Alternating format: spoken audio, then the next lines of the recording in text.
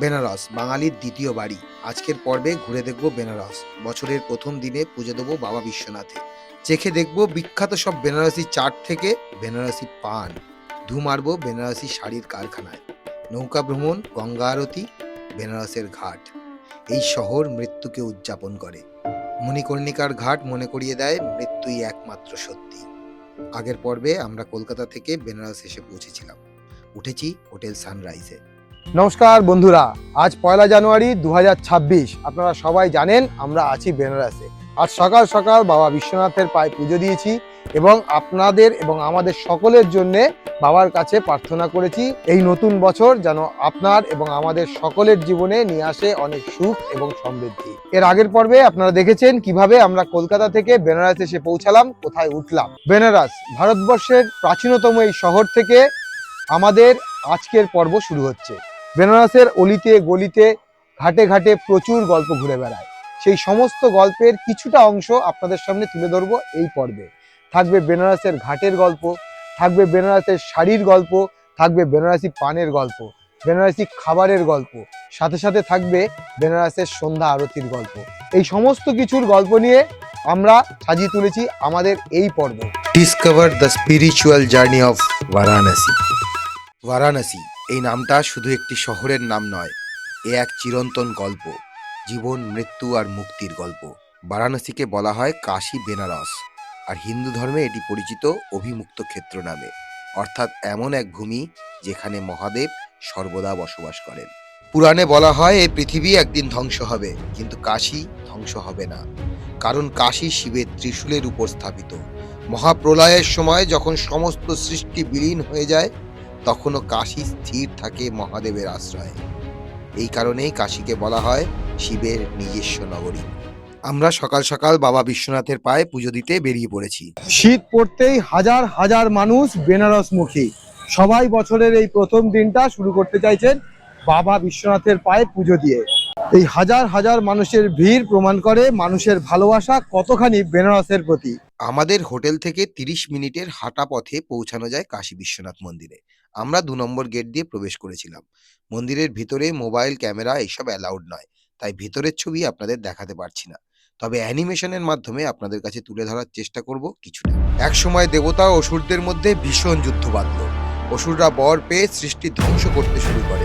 এমন অবস্থায় দেবতারা শরণ নিলেন মহাদেবের আশ্রয়। তখন শিব নিজের শক্তিকে একত্রিত করে এই ভূমিতে আবির্ভূত হলেন বিশ্বনাথ রূপে, যিনি সমগ্র বিশ্বের অধিপতি। এইভাবেই প্রতিষ্ঠিত হলো জ্যোতির্লিঙ্গ বিশ্বনাথের। 12টা জ্যোতির্লিঙ্গের মধ্যে অন্যতম এবং সবচেয়ে পবিত্র। কাশী বিশ্বনাথ মন্দির শুধু একটি মন্দির নয়, একটি মুক্তির দ্বার। পুরাণে বলা হয় যে ব্যক্তি কাশীতে মৃত্যুবরণ করেন তার কানে মহাদেব নিজে তারক মন্ত্র উচ্চারণ করেন। এই মন্ত্র শুনে আত্মা পায় মোক্ষ, জন্ম মৃত্যুর চক্র থেকে চির মুক্তি। এই কারণেই লক্ষ লক্ষ মানুষ শেষ নিঃশ্বাস নিতে চায় কাশীতে। হাজার হাজার বছর পেরিয়ে গেলেও কাশীর গলিতে আজও শোনা যায় মন্ত্রের ধ্বনি, ঘন্টার আওয়াজ আর ভক্তের ডাক। ওং নমঃ পার্বতে পতে হর হর মহাদেব। সকাল সকাল বাবা বিশ্বনাথের পায়ে পুজো দিয়ে চলে এসেছি গঙ্গা বিহারে। সকালবেলা হোক বা সন্ধ্যায়, এই গঙ্গা বিহার আপনাদের আধ্যাত্মিকতার স্রোতে ভাসিয়ে নিয়ে যাবে। গঙ্গা থেকে প্রাচীন এই শহরের দৃশ্য আপনাকে নিয়ে যাবে অতীতে। শীতে এই ভ্রমণকে এক নৈসর্গিক দৃশ্যে রূপান্তরিত করে পরিযায়ী পাখির দল। আপনি অনুভব করুন এই নৌকা বিহার।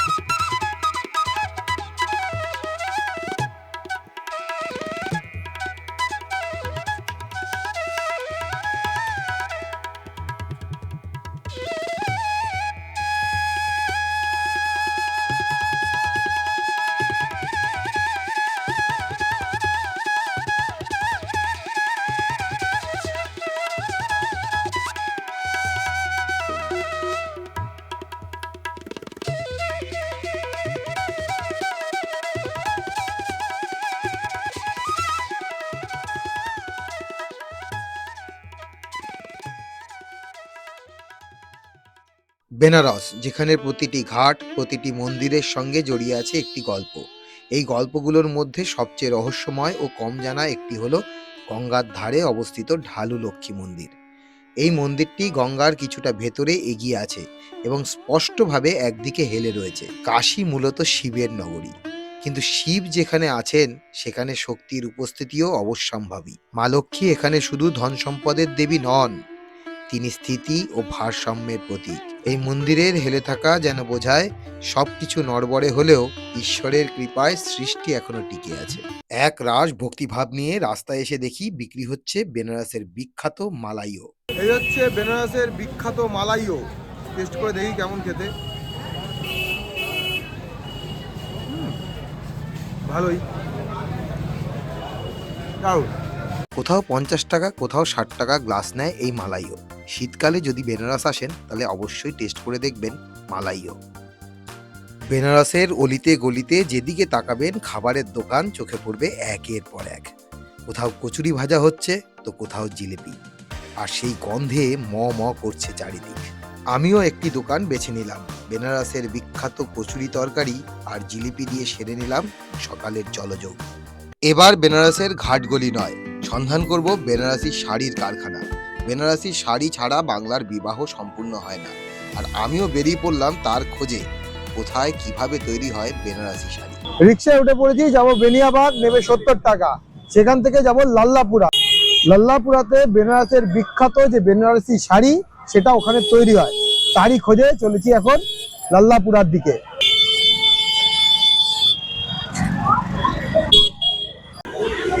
কোন দিকে? এইদিকে।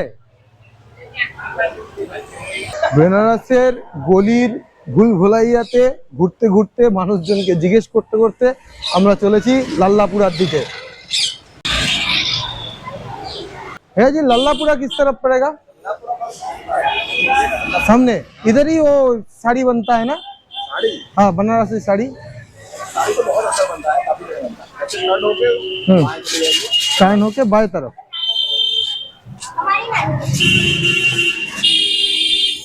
এরকমই জিজ্ঞেস করতে করতে চলেছি লাল্লাপুরার দিকে, দেখি খুঁজে পাই কিনা। আমরা শেষমেশ খুঁজে পেয়েছি যেখানে বেনারসি শাড়ি তৈরি হয় সেই জায়গা। চলুন আপনাদেরকে দেখাই। এই হচ্ছে সেই জায়গা যেখানে বেনারসি শাড়ি তৈরি হচ্ছে। চলুন ভেতরে যাই। এটা পাওয়ার লুম, হ্যান্ডলুম নয়, এটা পাওয়ার লুম। এই দেখুন, এইখানে এরকম বেনারসি শাড়ি তৈরি হচ্ছে। রেশমি সুতো একের পর এক বুনে তৈরি হচ্ছে দুর্দান্ত এক শাড়ি, যার বাজার মূল্য অনেক। এই সুতো কিন্তু আসে বাইরে থেকে, আর এখানে তা বোনা হয়, কারুকাজ করা হয়। আগে এই সমস্ত কাজ হতো হ্যান্ডলুম মেশিনে, এখন তা পাওয়ার লুমে পরিণত হয়েছে। দারুণ অভিজ্ঞতা এই কারখানা দেখার, কিন্তু যারা এই অসাধারণ কাজের কারিগর তাদের গল্প কি? हम हफ्ते में बहुत काम करते हैं, अगर लगे रहेंगे तो 1200 का, 1400 का। इस महंगाई, हाँ, इस महंगाई में क्या कर पाएंगे उससे हम। इनसे उनसे लेकर के चलता रहता है। गवर्नमेंट क्या सब्सिडी भी देती थी लाइट का, वो भी बंद कर दिया है। अब लाइट की सब्सिडी भी नहीं मिलती। अब लाइट महीने में हमें एक मशीन पर जो है 2 HP पर 1720 रुपया देना पड़ता है। नहीं देंगे तो काम खत्म हो जाएगा, बंद हो जाएगा। कुछ नहीं, मजबूरी के तहत वो लगा रहता है। अगर इससे बेहतर हमें कोई काम मिलेगा हम उसको छोड़ करके चले जाएंगे वहाँ। अगर बदन में ताकत होती तो हम अड़िया जाकर ढोलते, मजदूरी करते, ईटा ढोते, ये काम ना करते। बदन में मेरे ताकत होती तो मैं ये काम छोड़ देता, लेबरी करता जाता। লেবার, যাদের কাঁধে ভর করে দাঁড়িয়ে আছে পৃথিবীর সব কর্মকাণ্ড, যাদের হাতে তৈরি হয়েছে আশ্চর্য সব স্থাপত্য, আর তাদেরই হাত কেটে ফেলা হয়েছে। পৃথিবীর কোনায় কোনায় যুগে যুগে যারা লেবার, যারা আসল কারিগর, তারা বঞ্চিতই থেকেছে আজীবন। এবার বাকি রইল গঙ্গার ঘাট, বেনারসের চাট আর সন্ধ্যার আরতি। এই যা, বেনারসি পানকে ভুললে চলবে কিভাবে? সেটাও তো চেখে দেখতে হবে নাকি। চলুন শুরুটা করি গঙ্গার ঘাট থেকে। গঙ্গার ধারে দাঁড়িয়ে থাকা এক চিরন্তন শহর বেনারস, কাশী। এই শহরে সময় থেমে যায়, আর ইতিহাস বয়ে চলে গঙ্গার স্রোতের সঙ্গে। কাশীর ইতিহাস যতটা প্রাচীন, তার ঘটনাগুলি ততটাই পুরনো। হাজার হাজার বছর ধরে এই ঘটনাগুলি সাক্ষী জন্মের আনন্দ আর মৃত্যুর মুক্তির। পুরাণে বলা হয় স্বয়ং মহাদেব এই নগরীর প্রতিষ্ঠা করেছিলেন। তখন থেকেই গঙ্গার সঙ্গে মানুষের সম্পর্ক অটুট। মৌর্য, গুপ্ত, পাল, মুঘল থেকে ব্রিটিশ যুগ, প্রতিটি শাসকই কাশীতে নতুন নতুন ঘাট নির্মাণ করেছেন। আজকের কাশীতে রয়েছে প্রায় 84টিরও বেশি গঙ্গার ঘাট। প্রতিটি ঘাটের আলাদা নাম, আলাদা গল্প, আলাদা তাৎপর্য। দশাশ্বমেধ ঘাট, যেখানে প্রতিদিন সন্ধ্যায় গঙ্গা আরতির আলোয় কাশী যেন জেগে ওঠে নতুন করে। মণিকর্ণিকা ঘাট, যেখানে মৃত্যু মানে শেষ নয়, বরং মোক্ষের শুরু।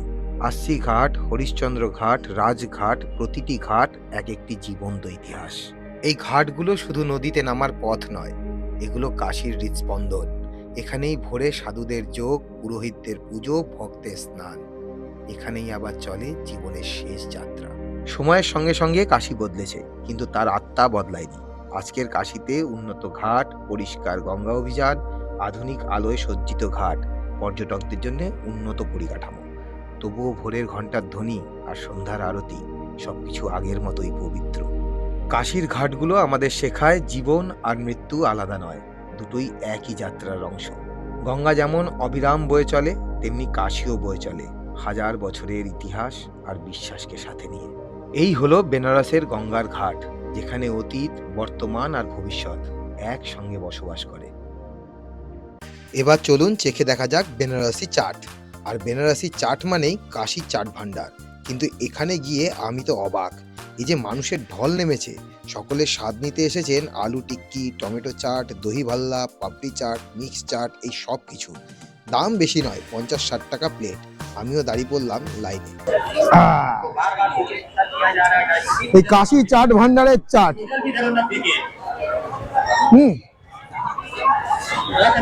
ভালো খেতে, কিন্তু এই ভিড়ে এটা নেওয়াই মুশকিল। আজ 1 জানুয়ারি, সেই জন্য ভিড় অনেক বেশি। 60 টাকা দাম, খেতে বেশ ভালোই, খারাপ না।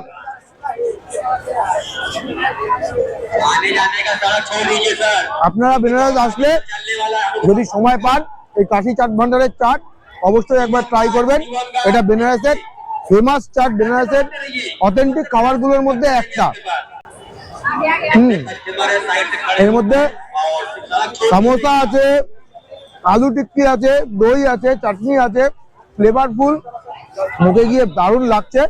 আপনারা যদি বেনারস আসেন অবশ্যই একবার টেস্ট করে দেখুন কাশী চাট ভান্ডারের চাট। কাশী চাট ভান্ডার থেকে চললাম বেনারসি পান ট্রাই করতে, তাও যে সে জায়গা থেকে নয়, যেখান থেকে নরেন্দ্র মোদীজি পান খেয়েছেন, সেই কেশব তাম্বারু ভান্ডারে।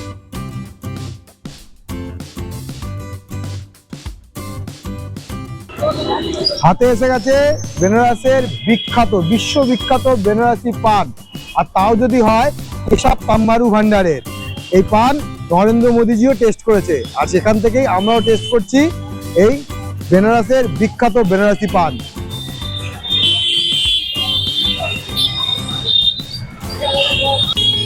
বেনারসের পান তো খেলাম, কোনো সন্দেহ নেই যে এটা দুর্দান্ত খেতে, কিন্তু এই কেশব তাম্বারু ভান্ডারে আপনারা আসবেন কিভাবে? বেনারসের যে কোনো জায়গা থেকে অটো বা টোটো ধরুন আর চলে আসুন শ্রী গুরু রবিদাস গেটের সামনে। সেখানেই আসলে আপনারা পেয়ে যাবেন এই বিখ্যাত পানের দোকানটিকে। ধীর পায়ে কখন যে সন্ধ্যা এসেছে খেয়াল হয়নি। আর বেনারসের সন্ধ্যা মানেই গঙ্গা আরতি। দশাশ্বমেধ ঘাট আর আস্সি ঘাটে গঙ্গা আরতি হয় প্রতিদিন। হাজার হাজার মানুষ সামিল হন এই আরতি দেখার জন্য। দেশ বিদেশের মানুষ প্রতিদিন ভিড় করেন এই অনুষ্ঠান দেখার জন্য। প্রতিদিন পারফর্ম করা হয় এমন এক অসাধারণ অনুষ্ঠানে, যা আপনাকে বাকরুদ্ধ করে দেবে। এই অনুষ্ঠান দেখার জন্য সামনে চেয়ারের ব্যবস্থা আছে, সম্পূর্ণ বিনামূল্যে, তবে ফার্স্ট কাম ফার্স্ট সার্ভ হিসাবে। এছাড়াও গঙ্গার ঘাটে বসার জায়গা করা হয়, তাও বিনামূল্যে। কিন্তু এই সব পেতে গেলে আপনাকে আসতে হবে তাড়াতাড়ি, লোকে দুপুর থেকে এসে বসে থাকে। এছাড়াও নৌকায় বসে আপনারা গঙ্গা আরতি দেখতে পারেন, 100 টাকা করে নেয় ওরা। আর কথা বলে সময় নষ্ট না করে আপনাদেরকে দেখাই গঙ্গা আরতি। আরতির শুরুতেই প্রতিদিন একজন একটা অবিশ্বাস্য ঘটনা ঘটান। 5 মিনিটের বেশি সময় ধরে শঙ্খ বাজান একজন সাধু। তারপরেই শুরু হয় গঙ্গা আরতি।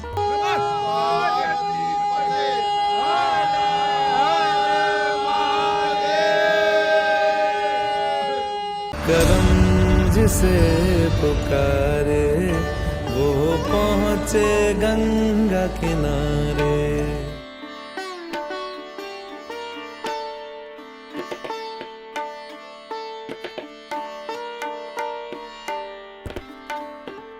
कर मैली तो गंगा, तन धोए मन तो गंगा।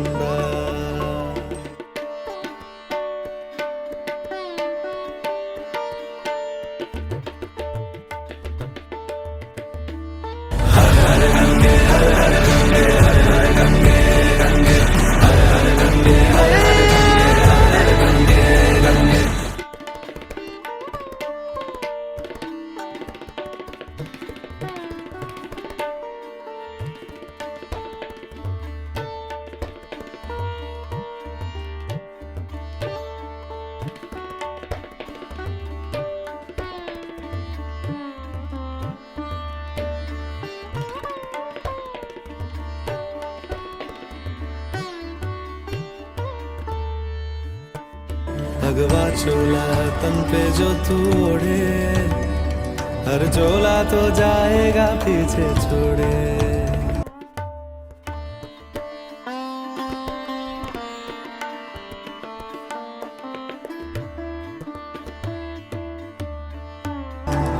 हर हर गंगे हर हर गंगे हर हर गंगे गंगे, हर हर गंगे हर हर गंगे हर हर गंगे गंगे, हर हर गंगे हर हर गंगे हर हर गंगे।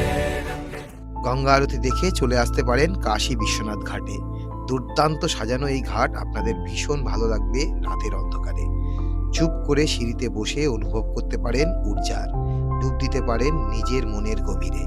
বেনারস আসা মানে বাবা বিশ্বনাথের চরণে আসা। এই ভূমি আপনাকে শুদ্ধ করে, মনের চঞ্চলতা দূর করে সেখানে ভক্তির সঞ্চার করে। আমি বেনারস এসে বুঝলাম এই ভূমি অতি প্রাচীন আধ্যাত্মিকতার ঊর্জায় ভরা। আজ এতদূর। এর পরের পর্বে আমরা যাব আরেক পুণ্যভূমি, সরজু নদীর ধারে শ্রী শ্রী রামচন্দ্রের জন্মভূমি অযোধ্যা। দেখা হচ্ছে পরের পর্বে। ততক্ষণ ভালো থাকবেন আর একটা লাইক দিয়ে ভিডিওটা শেয়ার করতে ভুলবেন না প্লিজ।